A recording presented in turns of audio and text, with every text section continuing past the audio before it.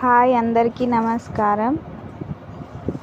ఈరోజు వీడియో నా నా డైలీ రొటీన్ మీరు అనుకోవచ్చు.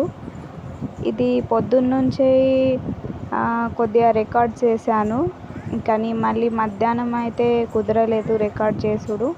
అందుకే ఈవినింగ్ నుంచి అయితే మొత్తం రికార్డింగ్ చేశాను వీడియో. ఈరోజైతే జొన్నలు కడిగాము. నేనే కడిగిన మొత్తం ఒక 30 kg అట్లా జొన్నలు అయితే కడిగేశాను. మళ్ళీ ఎండపోసి ఇంట్లో అయితే తీసుకొని వచ్చాము. ఆ తర్వాత 2-3 రోజుల బట్టలు అయితే నాకు మడత పెట్టేది ఉండే, చూసి అసలు మడత పెట్టాలని అనిపించలేదు. అందుకే 2-3 రోజులు పెండింగ్ అయితే పడ్డది. కానీ నేనేం చేస్తానంటే, ఇట్లా పెండింగ్ పడ్డప్పుడు మనకు ఎక్కువ బట్టలు కనిపిస్తాయి కదా, అందుకే సెక్షన్ వైజ్ అన్నీ డివైడ్ చేస్తాను. నా బట్టలు, ఏకవీర బట్టలు, మా ఆయన బట్టలు అన్నీ డివైడ్ చేస్తే తక్కువ అనిపిస్తాయి అన్నట్టు. తక్కువ అనిపించేసరికి మనం తొందరగా మడత కూడా పెట్టేయచ్చు, ఈజీగా అయిపోతుంది పని. నేను బట్టలు మడత పెట్టేటప్పుడే ఏకవీర లేచింది, నిద్ర నుంచి లేచింది.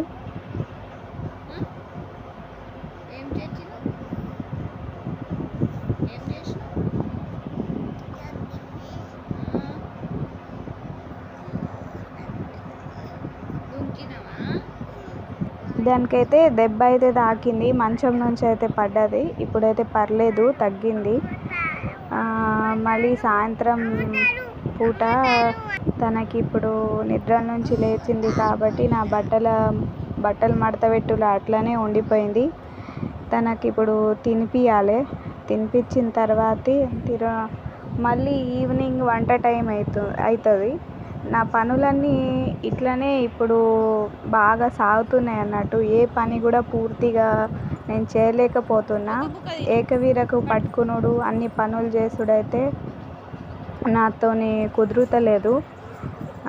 అయినా ట్రై చేస్తున్నాను చేసుడు. ఏకవీర ఇలా నాకు సతాయిస్తుంది, అసలు అన్నం తినదు, బాగా సతాయిస్తుంది. బయట వెళ్దాము అని చాలా సతాయించుడైతే, అల్లరి బాగా ఎక్కువైపోయింది. ఇదంతా చేసిన తర్వాత, ఏకవీర వెంట పడ్డ తర్వాత నాకేం ఓపిక ఉంటుంది అని ఈవినింగ్ ఈరోజు నేను మసాలా కిచడి అయితే చేస్తున్నాను. మసాలా కిచడి, చారు, పాపడాలు అయితే గోలిచ్చినాను. ఈ కాంబినేషన్ అయితే బాగుంటుందని నెయ్యి వేసి, ఈ మసాలా జీన్స్లు ఉన్నాయి కదా మీకు చూపెట్టాను, అన్నీ వేసిన తర్వాత పెసరపప్పు ఇంకా బియ్యం వేసి కలిపి నీళ్ళు పోసి ఉప్పు పసుపు వేసి అయితే ఉడకబెట్టాలి. మామూలు అన్నం లాగానే మంచిగా అనిపిస్తుంది. అంటే కొద్దిగా వెరైటీగా, సింపుల్గా, మనం రాత్రికి కిచిడి అలా తింటే లైట్గా కూడా ఉంటుంది కాబట్టి అప్పుడప్పుడు నాకు ఓపిక లేకుంటే ఇలా కిచిడి చేస్తాను.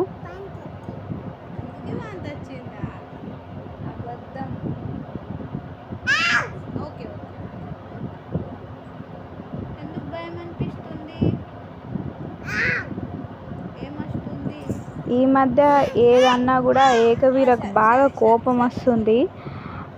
కొద్దిగా మనము గట్టిగా మాట్లాడినా కూడా కోపం బాగా తొందరగా వచ్చేస్తుంది. అందుకే కొద్దిగా జాగ్రత్తగానే ఉంటున్నా నేను, ఏడిపించకుండా అట్లా జాగ్రత్తగా ఉంటున్నా. నేను బట్టలు మడత పెట్టుడైతే 4-5 స్టెప్ల నేను మడత పెట్టిన, ఒక్కొక్క పని చేసుకుంటా ఆ బట్టలు అయితే మడత పెట్టిన. నేను మధ్యలోనే అన్నం వెళ్ళి చూసుడు, ఏకవీరకు చూసుకునుడు. ఈయన అప్పటికి సాయంత్రం డ్యూటీకి అయితే వెళ్ళిపోయారు.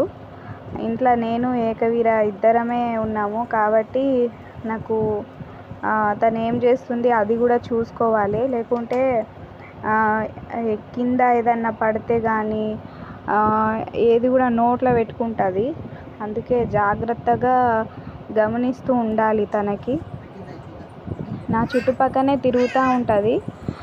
ఈ బట్టలు అయితే నేను ఇక లాస్ట్ స్టెప్ అన్నట్టు అన్నీ మడత పెట్టేశాను. చేసిన తర్వాత షెల్ఫ్లో అయితే పెట్టేస్తున్నాను. ఇలా నా నా చీరలు ఇంకా ఈయన దోతులు అయితే ఇట్లా హ్యాంగర్కి అయితే పెట్టేస్తాను. తర్వాత ఏకవీర కోసం ఆ టబ్స్ అయితే పెట్టాను 2 తన బట్టలు పెట్టడానికి.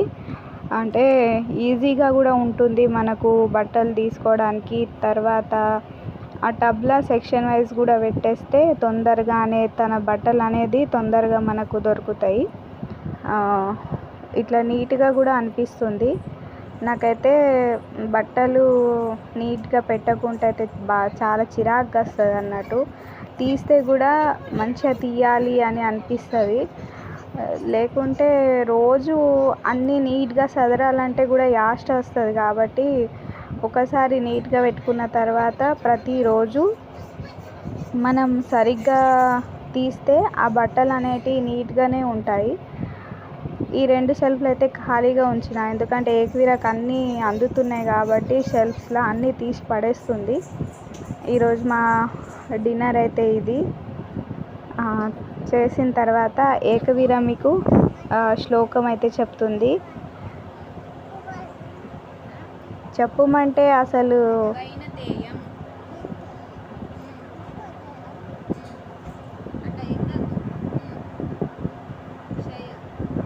ఎలా సతాయిస్తుంది చెప్పమంటే.